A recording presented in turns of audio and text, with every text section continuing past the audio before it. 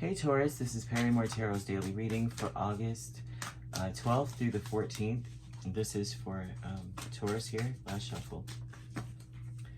Alright Taurus, we have loss and we have discovery. You're trying to figure out what loss, so there maybe have been something where you lost something, an event, right? Where maybe you missed out an opportunity to do something, maybe you lost a deal or something, something. And you may want to figure out whether or not it was a good investment. Did you miss a good thing? Kind of, no. I don't think you did. I think you're going to discover that whatever it was that you didn't get, whatever didn't happen in your life, whatever escaped you, if, however that goes, was actually a burden, okay? It was actually a burden, and it would have stubbornly redirected you or derailed you. And I would say that because, the Ten of Wands, Hierophant, most definitely, it would have derailed you. You're going to discover that it was meant to happen, it was meant to leave, and it happened because, well, not because, but because it's gone, you find yourself happier, more in control of your life. Whatever it was, maybe you at first was like, oh my gosh, I can't believe I lost out, or I missed this opportunity, or I didn't get this thing. Excuse me, this is my cough drop. And you will see that it's like it would have overwhelmed you. It would have caused you to, it would have put your back up against the wall. It would have been too much of a responsibility. Should it have stayed, or could it have stayed, or the person had stuck around? It would have been a lot more responsibility, and it would have gotten you to a point where you may have felt like you wouldn't know which direction to go into. Like, how like with lovers, this is all about going in a direction. Like making a choice is like a path. Like, this is a path. That's what they're talking about. Like losing a certain option. Okay, well, if this option wasn't quote unquote lost, you would have been at a place where you would not have been able to tell whether or not you were in the right place or not, because it would have consumed you. And that's what this looks like. Like we get involved in stuff because we think this is what we want, and then you find yourself confused. You know what I mean? It's a kind of like an abuse. Like, I always use abusive relationship because everyone's talking about this so much.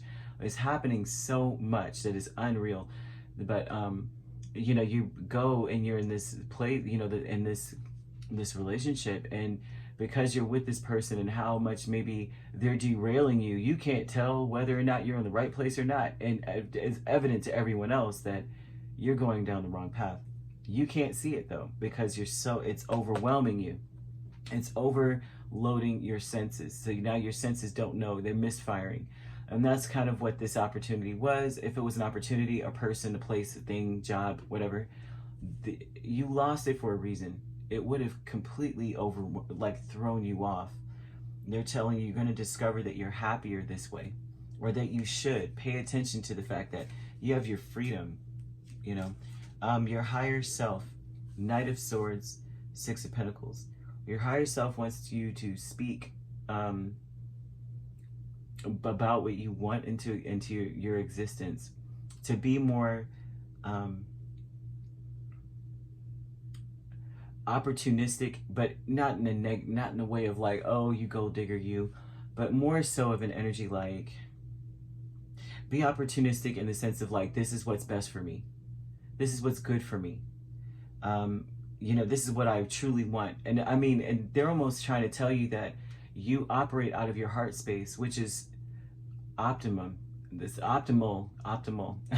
It's optimal, right? Your heart is strongly connected. It connects all of your chakras. It's the center of everything. And so they're like, follow that space. Follow what that means. It's like that. They're saying that that's the logic within you. You're, the more logical side. And they're saying, speaking from that place, that you're going to get whatever you speak it out is going to come back towards you. So come from the most, the most pure side of yourself. And that's what they've got there. Courage, having the courage This is a new opportunity now, since this is all, whatever it was has passed you by. And it's a new opportunity for you to have control over your destiny. It could be an Aries Taurus cusp. It doesn't have to be our Taurus Gemini cusp. I'm seeing both. But they're telling you, you have to have the courage to be all about yourself. Like, not in a selfish manner, but like a terrible, self-serving, I don't care how it hurts other people, or I don't care how it hurts innocent people. Because sometimes it doesn't matter. Okay, you hurt a narcissist. Well, okay, okay. But they were, can they be hurt actually?